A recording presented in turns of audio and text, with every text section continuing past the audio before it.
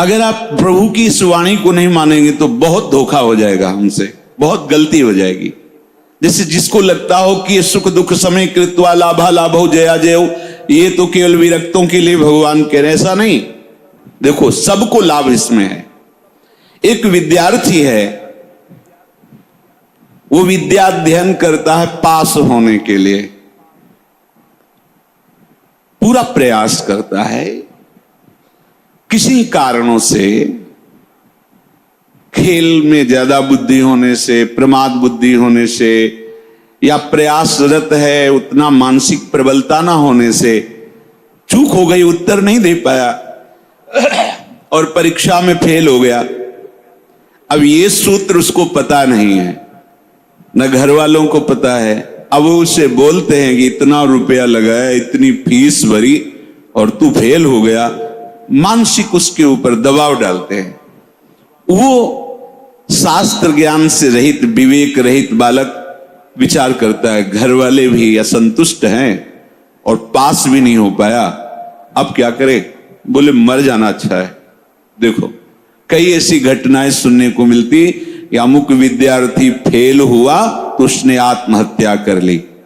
ये क्यों हुआ? ये विवेक ना होने के कारण। ठीक है, इस बार फेल हुए हैं तो अगली बार हम प्रयास करें, जहां हमारी कमी रही। अगली बार भी फेल होते हैं तो केवल पढ़ करके, विद्या या अध्ययन करके ही जीवन रखना होता है क्या? अगर विद्या नहीं है तो वो जीवन नहीं है। अरे भाई ऐसा नहीं है, जीवन नष्ट करने का अधिकार तुम्हारा नहीं। किसी कार्य में असफलता होने पर अगर हम अपने जीवन को नष्ट कर देते थे तो बहुत बड़ा अपराध बन गया, बहुत बड़ी दुर्गति का कारण बन गया। हमें जो अवसर मिला था उन्नति का, हम अवनति में बदल दिया, बहुत बड़ी हमारी पराजय हो गई। इसलिए क्षमता आना अति आवश्यक है। हमें तो लगता है कि सबको सत्संग सुनना चाहिए, भगवत प्राप्ति के लिए ही नहीं, समाज में जीने के लिए भी सत्संग की आवश्यकता है। आसुरी बुद्धि पशुता का नाश करने के लिए सत्संग समर्थ है। एक किसान है, हजारों रुपए लगा करके, मेहनत करके, बहुत बड़ी मेहनत होती किसान की, बहुत मेहनत होती, बहुत बड़ा तपस्वी होता, वो जान नहीं पाता है अज्ञान की धरा में होने के कारण। जिस ठंडी में आप वस्त्र त्याग नहीं करना चाहते, पूरी रात रात पानी लगाता है गेहूं की खेती में, बड़ी मेहनत करता है। जब फसल काटने का समय आता है तो वर्षा और ओले हो जाते हैं, पूरी फसल नष्ट हो गई। कर्जा लेकर उसने खाद पानी लगाया था, बेटी का ब्याह करना है, बच्चों को पढ़ाना है, अब फसल नष्ट हो गई। कर्जा कैसे देंगे? परिवार का पालन पोषण कैसे करेंगे? इससे अच्छा है आत्महत्या कर लो। कई ऐसी घटनाएं, हम जिस कार्य में चलते हैं असफलता मिलती है तो हमको एक ही उपाय दिखाई देता है कि हम अपने को नष्ट कर लें। भारी मूर्खता। ये जो प्रभु उपदेश कर रहे हैं, सबके मंगल के लिए उपदेश कर रहे हैं। छोटी छोटी बातें व्यवहार की। हमारा ब्याह हुआ, हमारी भावना में जो पत्नी थी वो वैसी नहीं मिली। अब हम जो सफलता चाहते थे इस क्रिया में, उस सफलता ने, अब द्वेष शुरू, विषमता आ गई। कैसे कैसे पापाचरण होने लगते हैं, कैसे कैसे पीछे कितनी ऐसी घटनाएं सुनने को मिल। राक्षसी बुद्धि। ये केवल बैरागियों के लिए, विरक्तों के लिए, संतों के लिए प्रवचन होता है, ऐसी बात नहीं। ये सत्संग ऐसी मति बना देगा कि आप समाज में रहते हुए भी बड़े आनंद पूर्वक सबको आनंद प्रदान करने वाले बन जाएंगे। ये जो जय और पराजय का, लाभ और हानि का, सुख और दुख का हमारे ऊपर प्रभाव पड़ता है, जब तक हम नाम जप करके अपनी बुद्धि को पवित्र करके समता में नहीं लाएंगे, तब तक बात बनने वाली नहीं। जगह जगह आप देखो, जगह जगह जहां कोई हारता है तहां वो निराशा अपने ऊपर ले आता है। हारना जीत का एक संकेत है। ऐसा मत समझो कि हारना पतन का संकेत है, नहीं। जो उत्साह संपन्न है, जो विवेकवान है, वो देखते हैं कि मैं कहां से हारा, कौन सा वो बिंदु है जहां मैं चूक कर गया, विवेकवान तुरंत उसे संभालते हैं, आगे चलते हैं। फिर हार होती तो फिर हमें आगे बढ़ना है, ना कि हमें शरीर नष्ट कर देना है, ना कि हमें इतना चिंतन बिगाड़ लेना कि डिप्रेशन में पहुंच जाए।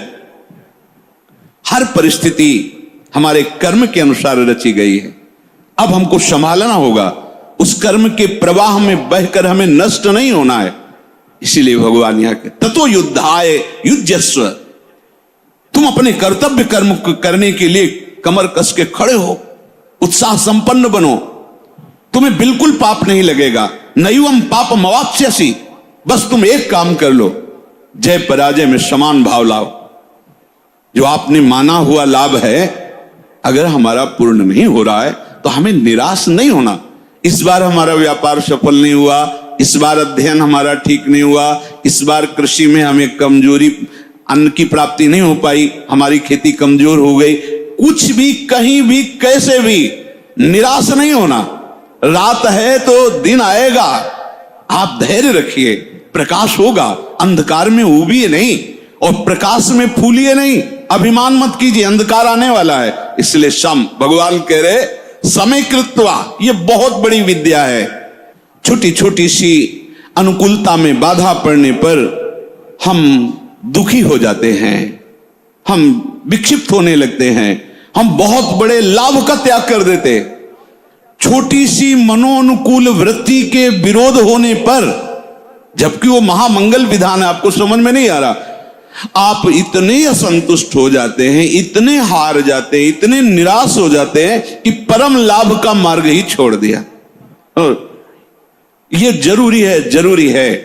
जैसे ये उपदेश जब होते हैं तो प्रश्न भी होते हैं कि कब तक सहें, कब तक सहें? जब तक भगवत प्राप्ति नहीं हो जाती, जब तक भगवत साक्षात्कार नहीं हो जाता, तब तक आप सहो। सहत सहत बाढ़े भगति, इसका परिणाम क्या होगा? हम तो बड़ा दुख सह रहे हैं, अपमान सह रहे हैं, विषमता सह रहे हैं, इसका परिणाम क्या होगा?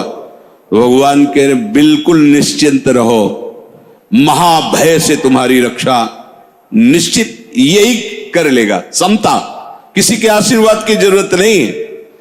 ऐसा ते विहिता सांख्ये बुद्धिर्योगे त्विमां शृणु, बुद्ध्या युक्तो यया पार्थ कर्म बंधम प्रहास्यसि संतुष्टायेन केनवा। ये कला सीखनी पड़ेगी, ये कला स्वीकृति करनी पड़ेगी, नहीं आप आगे परमार्थ में नहीं बढ़ पाएंगे। हर तरह से अपने को प्रसन्न रखने की चेष्टा रखो, विवेक के द्वारा, किसी वस्तु व्यक्ति स्थान के द्वारा प्रसन्न करने की नहीं, आंतरिक विवेक के द्वारा, बाह्य कोई साधन नहीं। इसके लिए कैसी भी परिस्थिति हो, यदि आपने प्रभु को स्वीकार किया